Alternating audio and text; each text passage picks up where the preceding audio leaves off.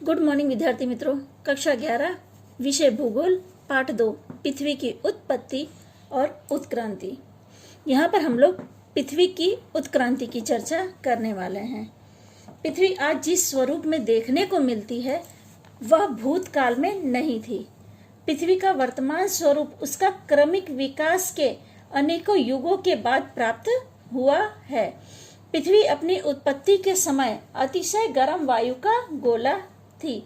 पृथ्वी का वातावरण हाइड्रोजन और हीलियम वायु का बना हुआ था, किंतु आज पृथ्वी पर जल और जीवन जगत से भी सुशोभित एक सुंदर जीवित ग्रह है। यह घटना जो बनी है, इसे बनने में या यह घटना घटित होने में 25, 50 या 500 वर्ष में सजीव बन गए हैं, ऐसा नहीं है। यह घटना करोड़ों अरबों वर्ष की प्रक्रिया लगी है। उसके बाद करोड़ों अरबों वर्ष की प्रक्रिया के बाद सजीव का उद्भव हुआ है। इसके बाद भी मनुष्य के उद्भव में करोड़ों अरबों वर्ष का समय लग गया है। यानी जो पूरी प्रक्रिया है ये करोड़ों अरबों वर्ष के बाद हुई है। इसके बाद जो आज हम मानव देखते हैं वो हमें देखने को मिलता है। यानी ये जो पूरी प्रक्रिया हुई करोड़ों अरबों वर्ष की, इसके बाद आज हम लोग अपने इस सजीव सृष्टि को इतने सुंदर रूप में देख सकते हैं। पृथ्वी के इस रूप और रूपांतर के लिए अनेकों घटनाएं एवं प्रक्रिया जवाबदार है। जैसे मैंने आपको बताया कि करोड़ों अरबों वर्ष के पहले से ये प्रक्रिया चली आ रही है, जिसकी वजह से आज हम लोग एक जीवंत ग्रह के रूप में पृथ्वी को जानते हैं। पृथ्वी की सतह का लगभग 71% भाग जल राशि से परिपूर्ण है, जिसे इसे जलीय राशि के ग्रह के रूप में भी जाना जाता है। आगे हम लोग पृथ्वी के 4 आवरणों की चर्चा करने वाले हैं। पृथ्वी के चारों ओर से घिरे हुए हवा के आवरण को वातावरण कहते हैं, जो हमारे लिए सबसे ज्यादा उपयोगी है। पृथ्वी की विशाल जल राशि को जलावरण कहते हैं। तीसरा है पृथ्वी की सतह का घन आवरण, जो मिट्टी स्तर तथा चट्टानीय स्तर से बना हुआ था, उसे मुदावरण कहते हैं। मुदावरण यह भूकवच है, यानी जो हमारे पृथ्वी की सतह है। चौथा है वातावरण, जलावरण और मृदावरण। इन तीनों आवरणों में अलग अलग जीव सृष्टि अस्तित्व में रहती है। समग्र जीव सृष्टि से जुड़े हुए आवरण को जीवावरण कहते हैं। इन चारों आवरणों की वजह से हमारा जीवन टिका हुआ है। ये मैंने चारों आवरणों की आपको परिभाषा बताई है। ये चारों आवरणों की परिभाषा आप लोग अपनी नोटबुक में नोट कर लेना।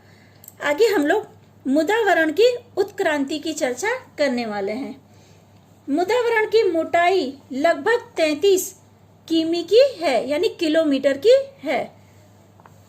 पृथ्वी के धरातल पर से भू केंद्र की ओर जाते समय सामान्य रीत से 32 मीटर की गहराई पर 1 अंश से सेल्सियस तापमान बढ़ता है। यानी जैसे जैसे हम लोग पृथ्वी के गर्भ की तरफ जाते या पृथ्वी से उसके गर्भ की तरफ जाते हैं तो गर्मी का तापमान बढ़ने लगता है।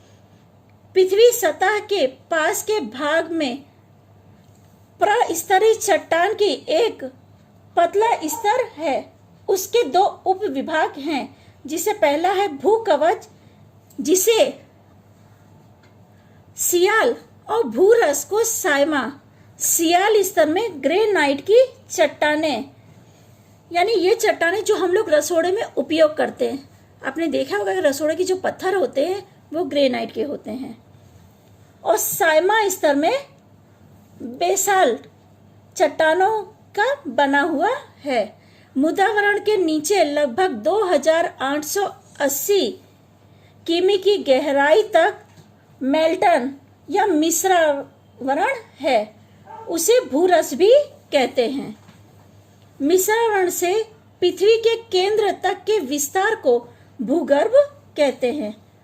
उसके केंद्र में धातु पिंड भी, या जो उसका केंद्र है उसे हम धातु पिंड के नाम से भी जानते हैं।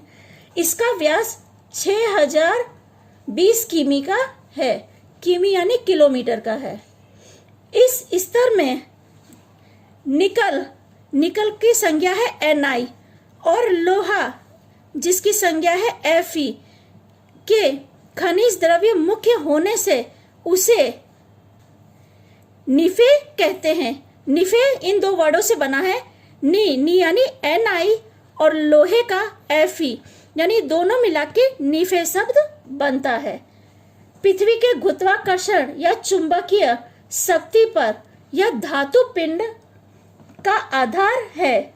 भूगर्भ में होने वाली भू संचालन प्रक्रिया और अंतर क्रिया के परिणाम स्वरूप महाद्वीप, महासागर, पठार, पर्वत, घाटी, नदी के किनारे इत्यादि भू स्वरूप की रचना हुई है।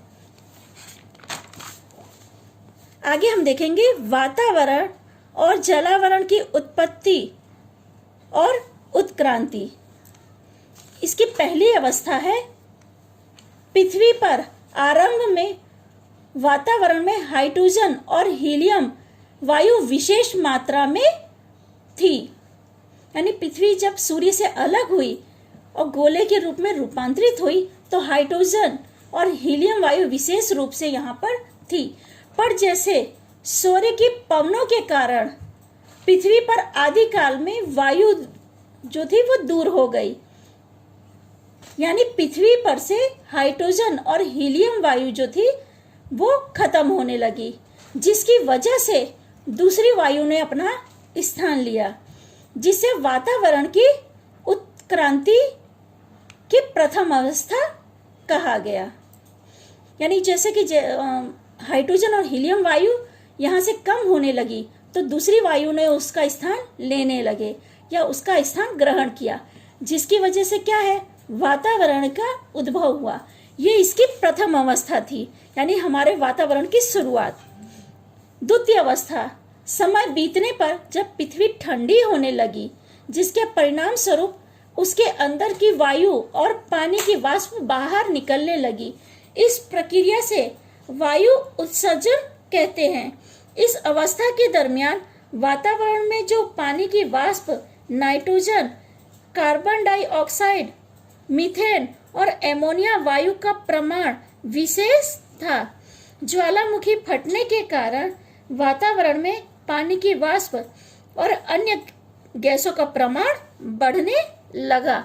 यह जो पृथ्वी के विकास की दूसरी अवस्था थी, यानी जैसे जैसे पृथ्वी ठंडी हुई वैसे वैसे वाष्प की वजह से पानी का प्रमाण बढ़ने लगा, यानी पानी का प्रमाण पृथ्वी पे आने लगा था, क्योंकि गर्मी से जैसे जैसे ठंडक की तरफ हुई जमीन के अंदर से गर्मी निकलने लगी।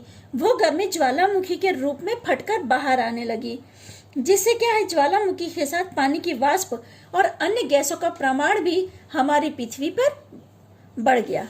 अब हमारी तीसरी अवस्था, इस अवस्था में पृथ्वी ठंडी पड़ने के कारण वाष्प का घनीभवन संभव बना, जिससे बरसात होने लगी।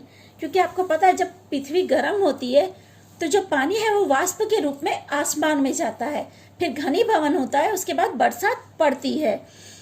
तो वातावरण में निहित कार्बन डाइऑक्साइड वृष्टि जल में मिल जाने के कारण पृथ्वी का तापमान कम होने लगा और मूसलाधार बरसात होने लगी, जिसकी वजह से जो बरसात का पानी है वो पृथ्वी की सतह पर गहराई और विशाल खड्डों में जाकर एकत्र होने लगा, जिसके कारण सागर और महासागरों की रचना हुई।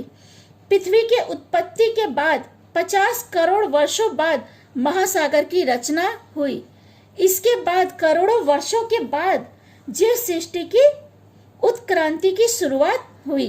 यानी ये जो जीव सृष्टि है इसका विकास समुद्र से हुआ या महासागरों से हुआ, हम ये कह सकते हैं।